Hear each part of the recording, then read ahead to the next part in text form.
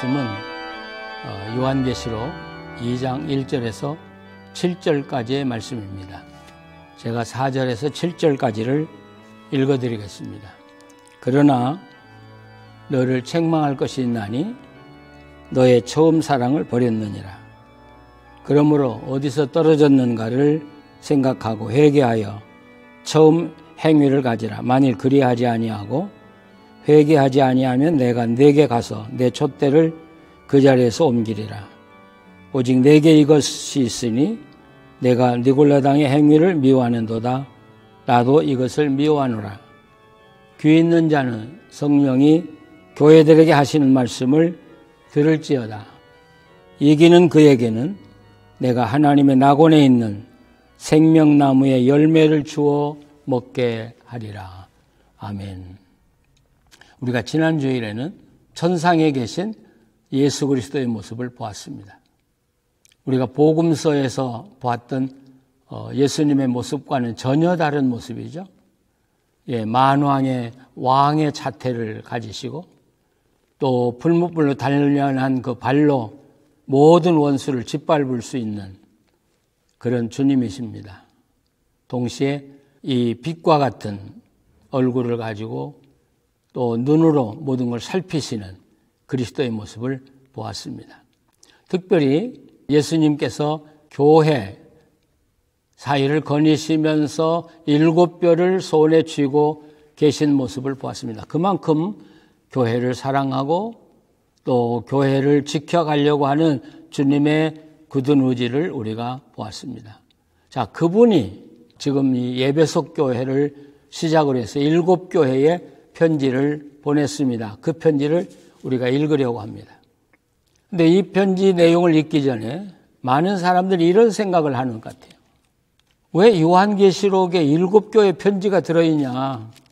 7교회 편지와 요한계시록과는 무슨 관계가 있냐? 이렇게 질문하는 것 같아요. 괜한 게 들어가 있다고 생각하는 것 같아요. 그러나 우리가 1장에서 보았듯이 이 요한계시록은 아시아의 7교회에 보낸 편지입니다.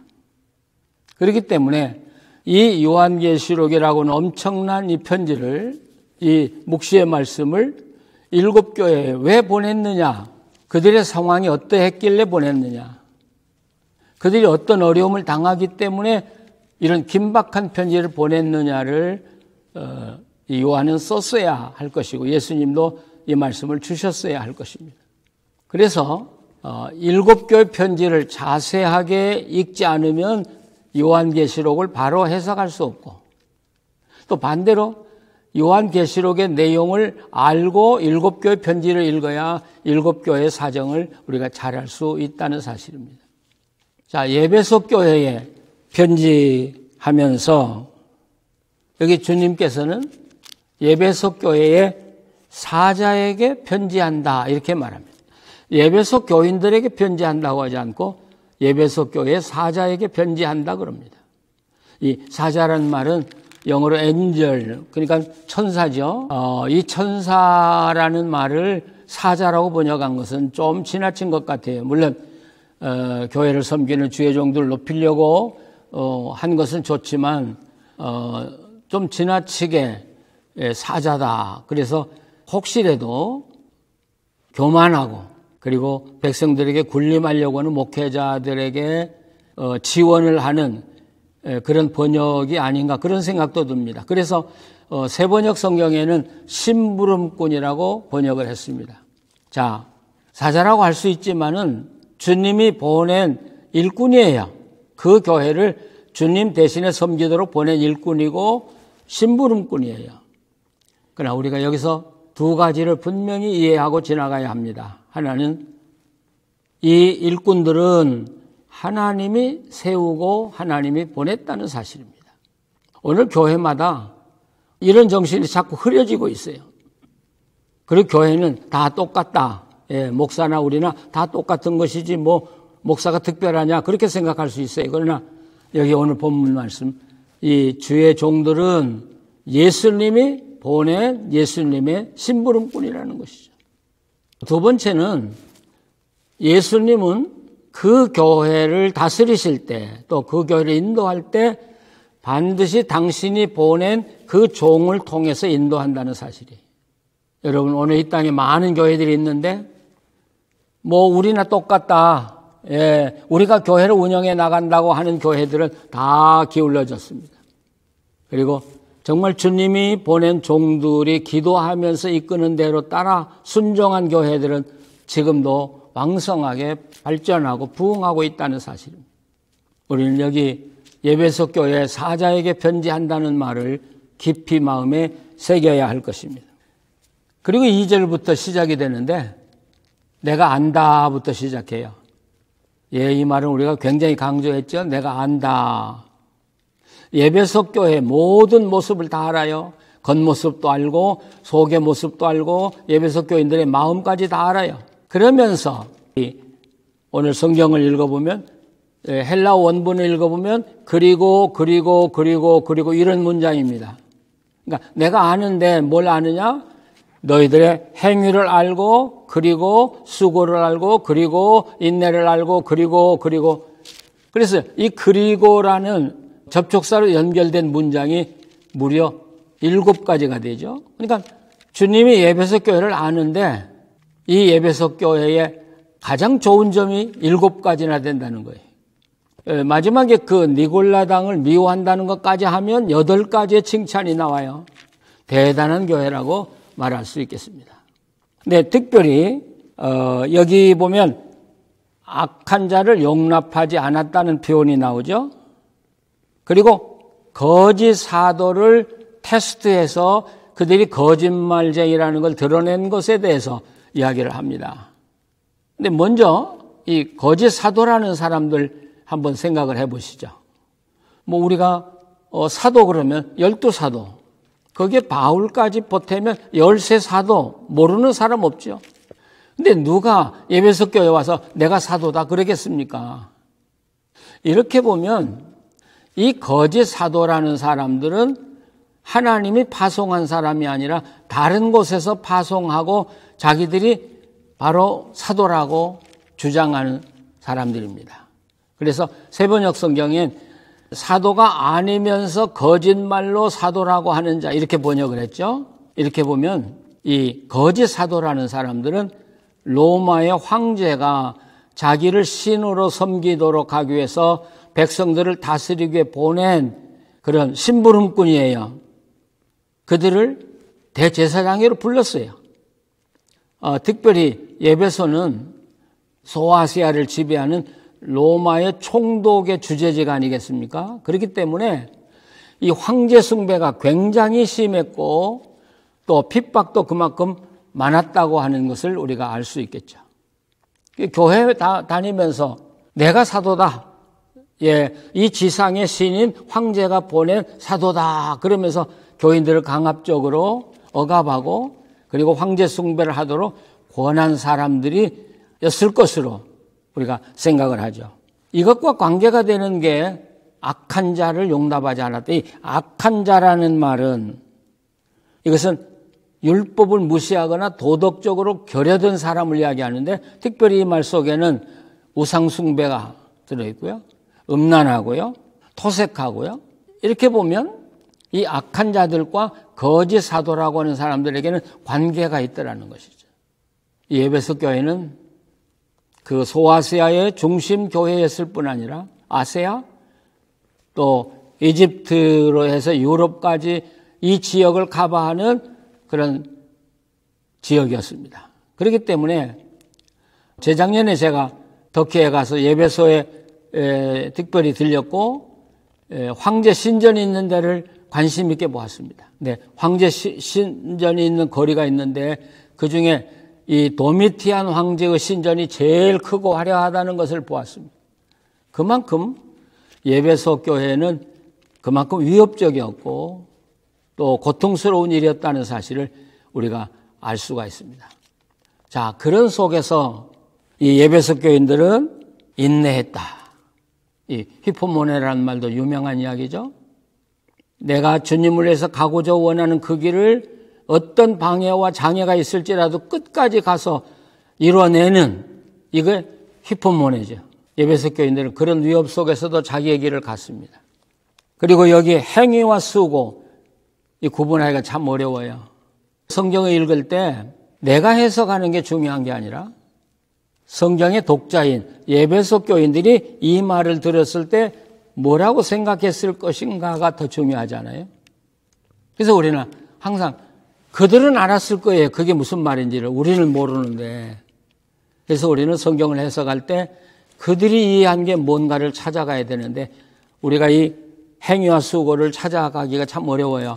이 행위라고 하는 것은 종교적인 행위를 이야기해요. 이 수고라고 하는 건 땀을 뻘뻘 흘리면서 일했다는 거니까 이게 다 주님을 위해서, 교회를 위해서 일했다는 건데 어쨌든 열심히 일한 것만은 틀림이 없습니다. 자, 7가지나 있습니다. 주님이 7가지나 이 교회를 칭찬했습니다. 그런데 4절에 이르러서 이 문장이 바뀌죠. 그러나 이게 문제예요. 그러나 너를 책망할 것이 있나니 너의 처음 사랑을 버렸느니라. 우리가 계시록을 읽어나가면서 아주 관심을 가져야 되는 건 관사예요. 너의 첫사랑. 그러니까 에베소 교인들은 그 말이 무슨 말인지 알아듣는 거예요. 우리는 그냥 보편적인 사랑이라고 생각하는데. 그러니까 예수님과 에베소 교회가 나눴던 첫사랑이에요. 그걸 잊어버렸다는 것이죠. 오늘 말씀 보면 에베소 교회는 수고하고요. 땀 흘려서 봉사하고요. 이단과 피 흘리면서 싸맸고요. 악한 자들을 속출해서 거짓말쟁이로 드러내놨고요. 정말 훌륭한 일을 너무 많이 했어요. 근데 그러다 보니까 예수님을 잊어버렸더라는 거예요. 예수님은 안중에 없는 거예요. 그런 일을 쫓아다니다 보니까. 어때요? 7대 1이에요. 7가지 잘하고 하나 잘못했는데 이 하나 잘못한 게 얼마나 무섭길래 내가 너희들에게서 촛대를 옮기겠다고 이야기해요. 여러분, 이 한 가지 예수님의 첫사랑을 잃어버린 것은 본질이에요. 그리고 7가지 칭찬은 가지에 불과한 거예요. 본질이 없어지면 가지는 없어지는 거예요. 아무 의미가 없다는 것이죠. 어떻게 보면 우리 한국교회와 너무도 흡사한 교회입니다. 여러분, 자기들이 봉사하고 또 자기들이 힘써 노력하는 것을 자랑하는 교회와 예수님과 함께 산 걸 자랑하는 교회와는 천지 차이죠. 한국 교인들이 뭘 자랑해요? 우리 교인들은 잘 모인다. 우리 교인들 참 수가 많다. 교회가 건물이 아름답다. 구역 모임 잘한다. 봉사 잘한다. 친교 잘하고 서로 사랑한다. 그런데 한국 교인들 입에서 예수님이 우리와 함께 하셔서 우리에게 어떤 일이 벌어졌는가를 이야기하는 교인들은 거의 없더라는 것입니다. 어때요? 그러나 정말 주님과 함께 산 교회는 물론 그런 인간의 행위와 수고도 강조가 되겠지만 그러나 주님 때문에 일어나는 일 이야기하니라고 다른 것 신경 쓸 시간이 없을 거예요. 얼마나 굉장한 일이에요. 주님이 계시기 때문에 교회에 이런 일이 벌어졌고 우리 교인들에게 이런 일이 일어났고 어려움 당하는 사람에게 이런 일이 일어났고 여러분 얼마나 신나는 일이. 저는 이 설교를 준비하면서 정말 감사하게도 제가 목회하는 교회마다 예수님이 함께 하셔서 일어난 놀라운 기적들을 체험하면서 살았거든요. 그때 뭐 어려움이 왜 없었겠습니까마는 속된 말로 그렇게 신날 수가 없습니다. 그렇게 기쁠 수가 없습니다. 왜? 주님이 하셨기 때문에요. 그리고 앞으로 주님이 어떤 일을 해 나가실까를 기대할 때 그보다 기쁨이 없습니다. 지금 주님은 에베소 교회 목사에게 하는 거예요. 에베소 교회 너 목사야. 너 이거 알고 있느냐? 인간적으로 다 잘했다고 하지만 너희 교회는 내가 없다. 그게 교회냐? 그래서 회개하라는 것이죠. 돌이키라는 거죠. 만약 돌이키지 않으면 너희 교회의 촛대를 내가 옮겨버릴 것이다. 우리가 초대교회 역사를 보면 예루살렘 교회에 빛났죠. 또 안디옥 교회 빛났죠. 그 다음에 에베소 교회 빛났습니다. 에베소 교회가 왕성하면 그 지역 유럽까지 다 퍼져갈 수 있는 그런 전진기지입니다. 하나님이 특별히 축복한 교회입니다. 그런데 이거 회개하지 않으면 너희들 그 촛대를 내가 옮겨버릴 것이다. 이건 저주나 다름이 없는 말씀입니다. 오늘 우리도 인간이 한 것 물론 중요해요. 그거 자랑하지 말고 예수님이 우리와 함께 계시고 함께 계시기 때문에 어떤 일이 일어나는가를 자랑하는 그런 교회 됐으면 좋겠어요. 또 그런 성도들 되었으면 좋겠어요. 우리 생명 다하는 날까지 정말 주님 자랑하고 또 주님 높이고 주님 전하면서 살아가는 교회 됐으면 참 좋겠습니다. 여기 주님이 이 에베소 교회 이야기를 하다가 이제 마지막으로 너에게 칭찬할 게 하나 더 있다. 그것은 너희들이 니골라당의 행위를 미워하는 것이다. 나도 미워한다. 도대체 이 니골라당이 뭐냐? 이론이 참 많습니다.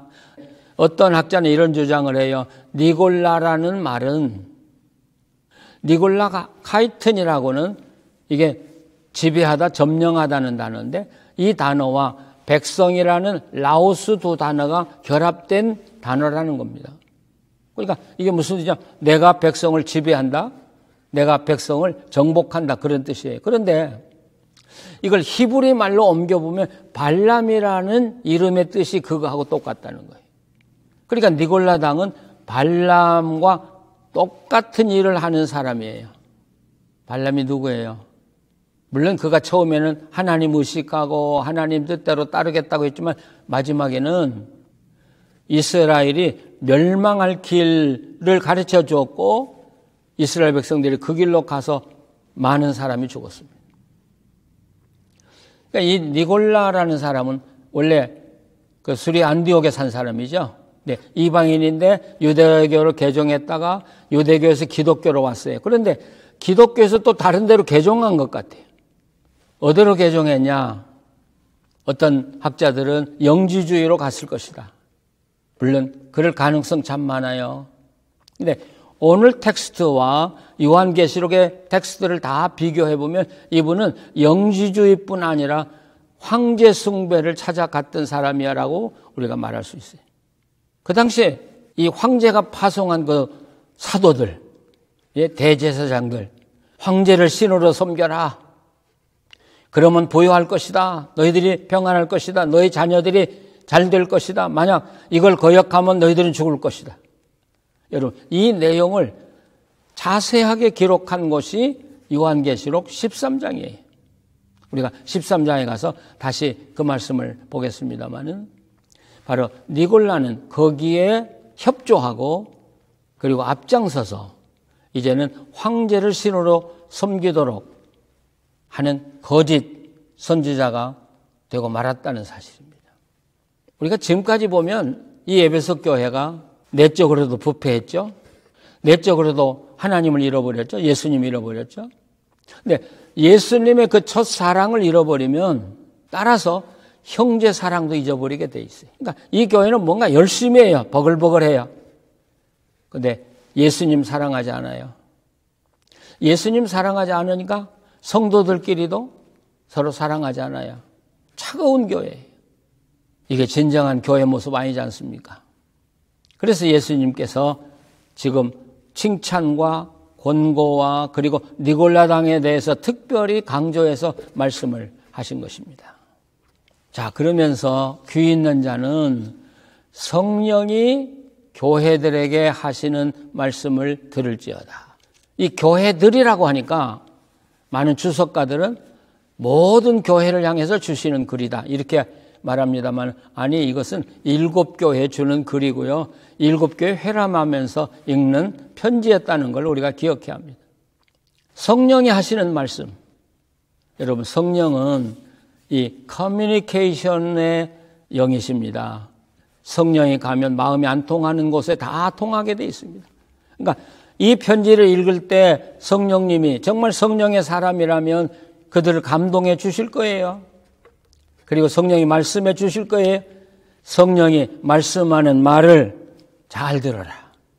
네, 히브리어에서 듣는다는 말은 잘 듣는 것만 아니라 잘 듣고 잘 알고 그대로 실천하는 자를 이야기하죠. 그 예수님께서 산상보훈에서도 그러잖아요. 그 말씀을 듣고 그 말씀대로 행하는 자, 반드시 이렇게 이야기해요. 이게 히브리어로 쉐마 듣는다는 이야기예요. 이 말씀을 듣고 그대로 사는 자는, 네, 여기서 이 산다고 할 때, 그래, 이기는 자라고 할 때 이건 현재 분사를 이야기해요. 그러니까 한 번 이기고 그 다음에 넘어진 사람은 승리한 사람이 아니죠. 처음부터 끝까지 어떤 어려움이 와도 끝까지 그 믿음 지켜서 마지막까지 승리한 사람. 여러분, 그 사람이 승리자고 그분이 이긴 자예요. 그런 분들에게 여기 하나님의 낙원에 있는 생명나무의 열매를 주어 먹게 하시리라. 우리가 계시록을 읽으면 문제가 되는 게 있어요. 믿음으로 구원받는다고 했는데 요한계시록에서는 믿음으로 구원받는다는 말 별로 안 하거든요. 이기는 자가 하늘나라에 가서 생명의 열매를 먹는다. 우리가 정말 착각하고 사는 게 있습니다. 믿음이라고 하는 건 그 믿음으로 주님의 부활을 내가 믿고 받아들임으로 내가 주님과 하나 되고 주님과 교제하면서 끝까지 그 믿음 지켜가는 것까지가 다 믿음인데 우리는 믿음과 그 뒤의 삶을 분리해 놔버렸다는 것이죠. 그러니까 그 후에 어떻게 살아도 믿기만 하면 구원받는다고 우리는 그렇게 주장했어요. 근데 성경은 그렇게 말하지 않아요. 어떤 성경도 그렇게 말하지 않아요. 근데 지금도 많은 목사님들도 그런 말에 취해 있고 성도들이 그 말씀에 취해 있어야 변하지 않으려고 그래요. 아니요. 진정으로 이기는 자가 아니면 하늘나라의 생명 과일을 먹을 수 없습니다. 한번 상상해 보세요. 잘 이겼어요. 믿음 잘 지켜왔어요. 근데 어느 순간 예수님 버리고 황제신을 섬기기 시작했어요. 그러다 죽었다고 하면 그래도 그분이 구원받을 수 있다고 생각하십니까? 한번 옛날에 믿었으니까 그분은 영원히 구원받습니까? 우리가 잘못된 신학에서 깨어나야 합니다. 성경이 우리에게 뭐라고 말씀하는가를 들어야 합니다. 바로 믿어야 합니다. 그리고 말씀 따라 바로 살아야 합니다. 주님과 함께 동행하고 살아야 합니다. 끝까지 이기는 자가 되어야 합니다. 그럴 때만이 우리는 구원받습니다. 많은 분들이 이런 말을 해요. 아니 예배석 교회, 서만학 교회, 도하대학 교회 옛날 이야기가 왜 성경에 있어요? 그걸 우리가 왜 읽어야 돼요? 여러분 그렇게 생각할 수도 있어요. 그러나 우리가 처음에 이야기한 대로 7교회의 요한계시록은 묵시라고 그랬어요. 계시.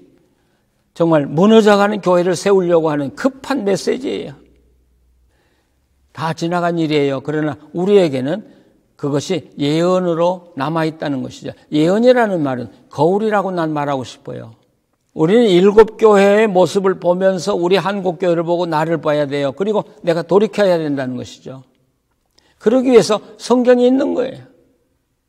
옛날 이야기가 아니에요. 이것은 옛날 이야기지만 예언으로 오늘 우리에게 주시는 말씀을 우리가 확신하고 그 말씀 받아들이고 살아야 합니다. 요한계시록은 이기는 자 되게 하기 위해서 쓴 책입니다.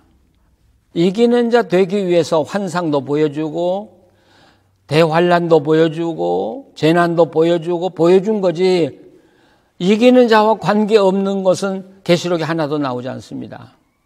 고난당하고 핍박당하고 황제 숭배 위협당하고 또 황제를 숭배하면 평안과 또 풍요를 주겠다고는 유혹에 고통을 당하는 초대교회 교인들에게 이 모든 걸 이겨라. 그리고 승리하는 자가 되라고 하기 위해서 요한계시록을 기록해 놨다는 사실입니다. 오늘 우리 현대교회가 잊어버린 게 하나 있습니다. 교회 일은 참 열심히 합니다. 성도 섬기는 일도 열심히 합니다. 어떻게 보면 성경 공부도 열심히 하고 전도도 열심히 합니다. 그런데 초대교인들이 그 어려움과 고통을 당하면서도 예수님과 함께 살고 예수님 따라가려고 몸부림쳤던 게 오늘 우리들에게는 없다는 사실입니다. 우리가 초대 교부들 또는 초대 신자들의 그 삶을 보면 그들은 예수님의 모습을 닮아가려고 뼈를 깎는 노력을 했습니다. 자기 전 생애를 바쳐 노력했습니다. 근데 우리는 지금 그렇게 노력하는 사람 없습니다. 예수님 닮아가고 예수님 따라가려고 피나는 노력을 하는 사람들 없습니다. 그렇게 기도하는 사람들도 없습니다. 이제 편안하게 주님이 주신 은혜 감사하고 기쁘고 즐겁게 살자. 이게 오늘 우리들의 생각이 아니겠습니까? 사순절이 왜 있겠습니까? 요한계시록의 말로 말하면 이기는 자 되기 위해서 사순절이 있다는 것입니다. 이 유혹 많은 세상에서 어떻게 유혹을 거절할 것인가? 악이 범람하는 세상에서 내가 악을 어떻게 이길 것인가? 그처럼 많은 유혹을 어떻게 이기고 하나님의 사람으로 끝까지 승리할 수 있을 것인가? 그것을 다짐하고 다시 훈련하는 기간이 사순절입니다. 그리고 고난주간입니다. 예배소에 주신 말씀, 저는 오늘 한국교회에 준 말씀이라고 믿습니다. 이 말씀을 우리가 마음에 새기고 정말 잃어버린 주님을 다시 찾고 또 주님과 함께 살기 위해서 몸부림치면서 살아가는, 그래서 이기는 성도들, 그리고 하나님 나라에 가서 면류관 쓰는 성도들 되시기를 간절히 바랍니다. 기도하시겠습니다. 하나님, 주님 보실 때 우리 인간들이 참 어리석죠. 우리가 생각해도 왜 우리가 이렇게 어리석고 바보인지 모르겠습니다. 주님을 사랑한다고 말하다가도 금방 주님을 잃어버리고, 주님을 따르겠다고 하다가도 금방 주님을 잃어버리고, 세상 따라가고, 세상에 좋은 것 따라가고, 안위를 따라갈 때가 얼마나 많은 저희들입니까? 다시 한번 용서하여 주시옵소서. 주님 잃어버리면 이 땅의 모든 거 잃어버린다는 사실을 마음에 새기게 하시고, 이 사순절 동안 주님과 함께 사는 연습을 할 수 있게 해 주시옵소서. 성령이시여, 늘 우리를 책망하여 주시옵소서. 늘 가르쳐 주시옵소서. 그리고 우리가 나갈 길을 바로 비춰 주시옵소서. 예수님의 이름으로 기도합니다. 아멘.